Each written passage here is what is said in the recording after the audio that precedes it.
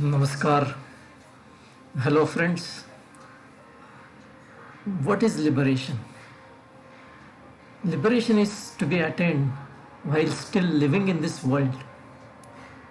Vairagya, that is disinterest or detachment from worldly life, is a crucial prerequisite for moksha, that is liberation or salvation. However, I may qualify by saying that disinterest should be a mental phenomenon, a mental attitude.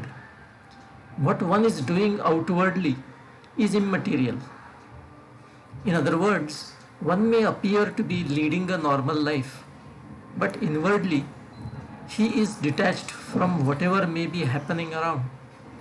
It means that one's attitude is passive towards life, although he may appear to be living like any other person. Spiritual pursuit is a journey consisting of many steps.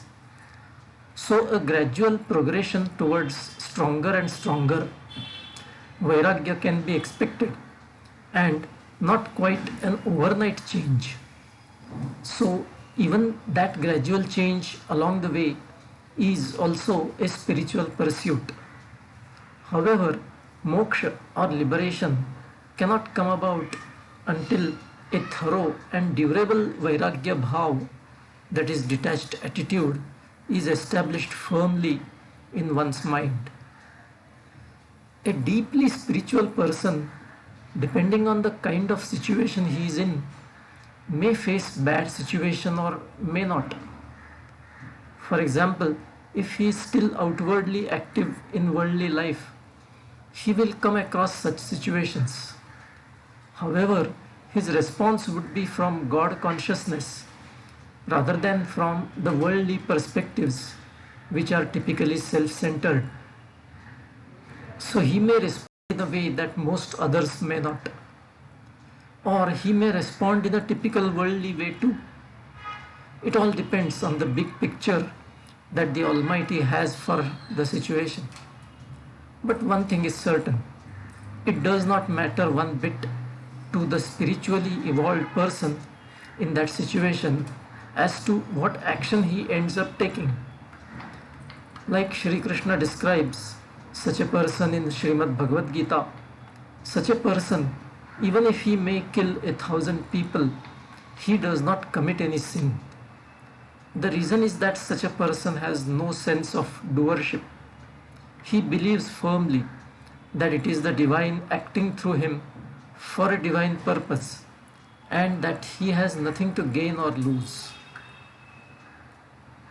Moksha, that is liberation or salvation, is a state very much to be experienced while one is still alive in this body, in this world, and not after death in some nether world.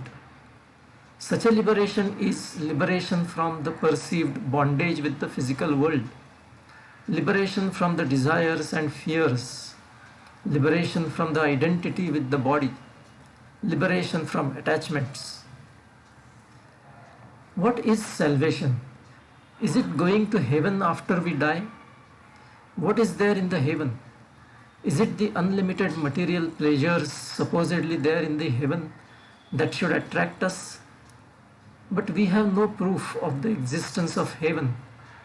So why would anyone want to go to an unknown and unprovable utopian place?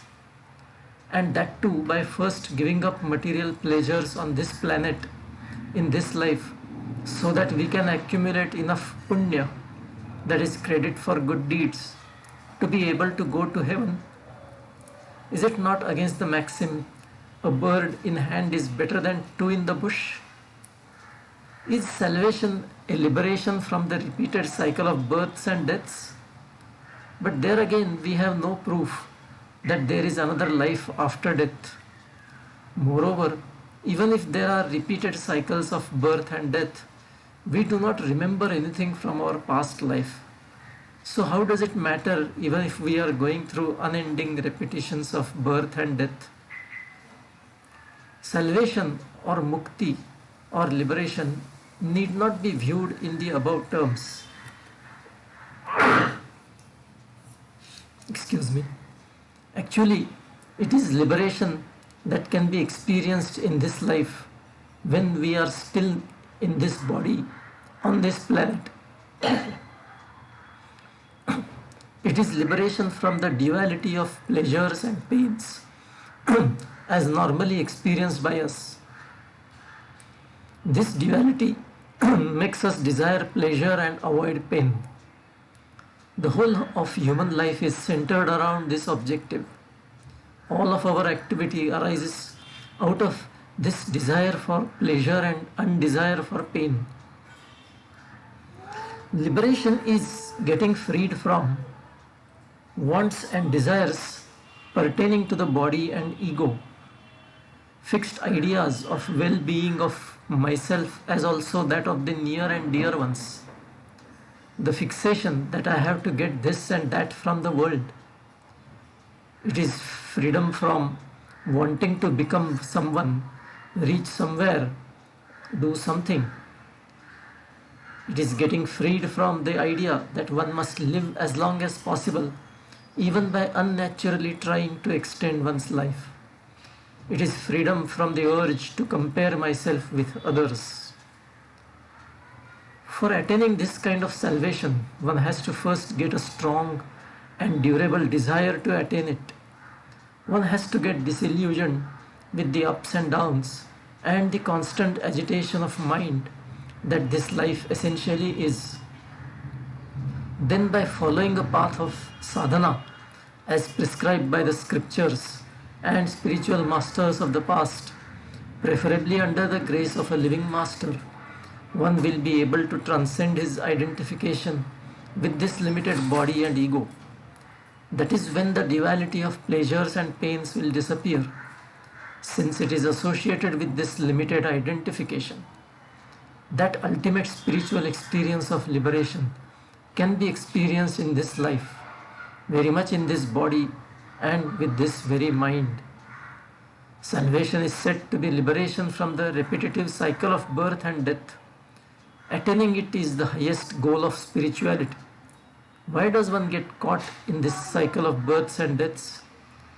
Our soul, which is nothing but a part of the singular concept, namely Brahman, becomes interested in enjoying the creation based on duality. It therefore assumes a body and comes into this world.